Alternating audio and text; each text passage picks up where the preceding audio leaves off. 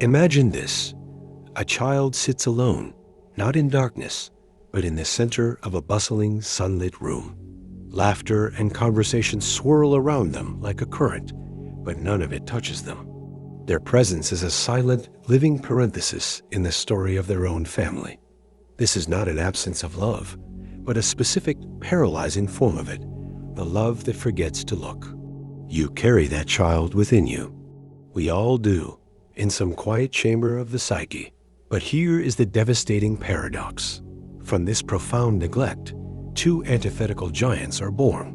One becomes the eternal people pleaser, sculpting their entire being into a mirror, desperately polishing it to catch a glimmer of regard. The other becomes the iconoclast, the defiant rebel who concludes that if the world will not see them, they will force it to look by tearing down its walls. What invisible alchemy in that same empty space forges such opposite reactions? And more urgently, which path did your hidden child take? The silence of being overlooked is not passive. It is an active, formative void that writes the script for a lifetime of relationships, ambition, and self-sabotage. It whispers the first, most fundamental question. Do I exist if I am not seeing? Your entire life may be an unconscious, desperate essay answering that single, haunting query. But what if you've been asking it wrong? The true question isn't about being seen by others. It's about the terrifying cost of the lens you crafted in that silence to watch yourself. This fracture between the desperate pleaser and the defiant destroyer stems from a single, brutal psychological truth. The ignored child does not develop a self. They develop a strategy. Philosopher Jean-Paul Sartre grasped this when he wrote of the look, the profound moment we become aware of being an object in another's consciousness. For the ignored child, that look is withheld, and so their own consciousness becomes a terrifying, echoing void. To survive, they must imagine a self worthy of being seen. Carl Jung would recognize this as the creation of a persona, not an authentic expression, but a psychic prosthesis worn for survival. The pleaser constructs a persona of impeccable compliance. The rebel, one of thrilling opposition. Both are performances for an audience that once looked away. This is the hidden trap. Your deepest impulses, what you believe are your core desires for connection or revolution, may not be yours at all. They are reactions shaped by the original, unseen gaze. Friedrich Nietzsche saw this dynamic in the birth of slave morality, a value system created in reaction to the power of another. Your personality becomes a monument built not from your own stones, but from the absence left by others. The child, seeking an identity, latches on to whatever elicits a flicker of response, even if it's anger or disappointment. Thus, the ignored self is a phantom limb, felt to the ghostly pain of not being touched.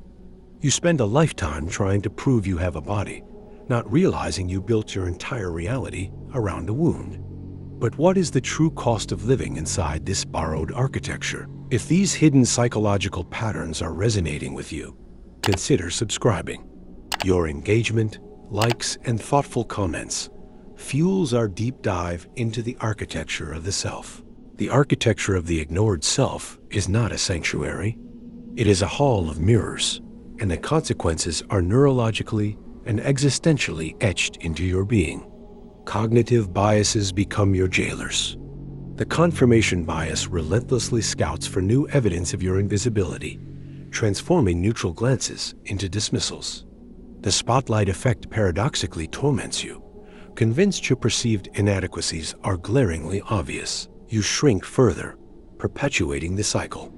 Neurologically, your brain's threat detection systems remain perpetually tuned to the old frequency of abandonment, interpreting ordinary social friction as a life or death recurrence of that primal scene. You are an exile living in a foreign country, constantly misreading its customs. This conditioning seeps into your most intimate realities. You may choose partners who cannot truly see you, restaging the original drama in a desperate, unconscious bid to rewrite its ending. You might achieve monumental success, only to feel it as a hollow performance for a crowd that still isn't watching. Or you may self-sabotage at the brink of fulfillment because visibility feels like a violation of the only identity you've ever known, the unseen one. The philosopher Arthur Schopenhauer understood this as the tyranny of the will, a desperate striving born of lack.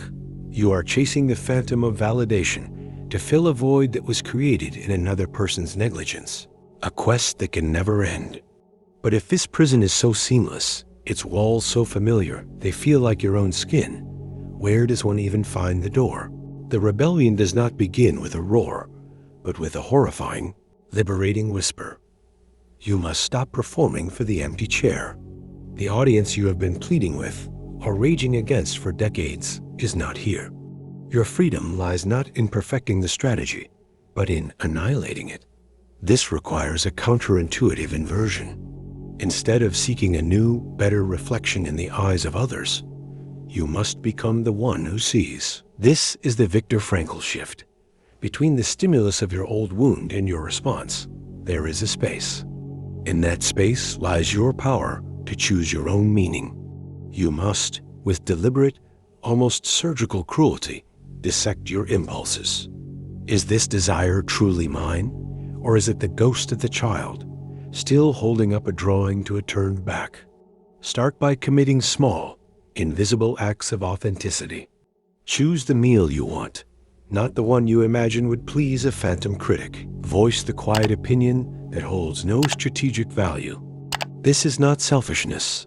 It is the reconstruction of a sovereign self. The rebel who tore down walls must now learn to build a home from the inside.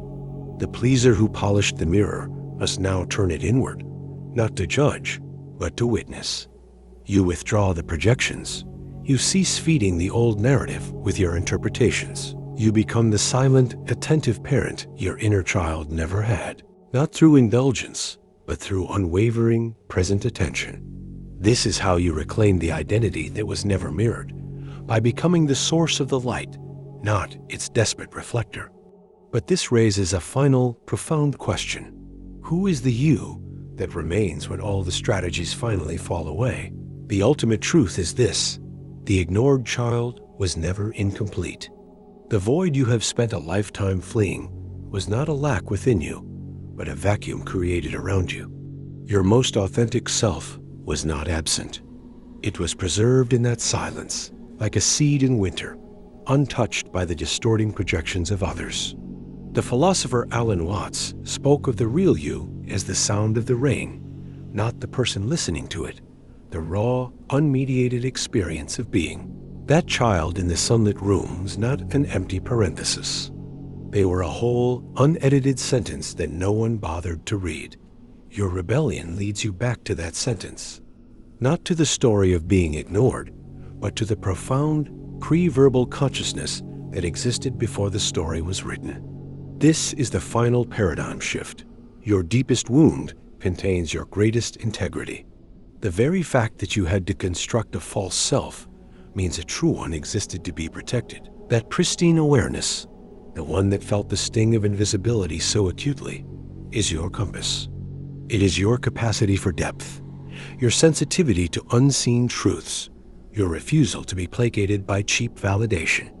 The ignored child's gift is the unshakable, if long buried, knowledge that all performances are illusions. Your journey ends not with becoming seen, but with realizing you were always the seer. The empty room becomes a sanctuary.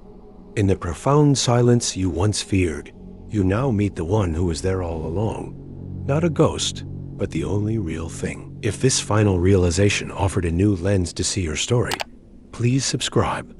Your likes and comments help bring these vital conversations into the light for others on a similar path.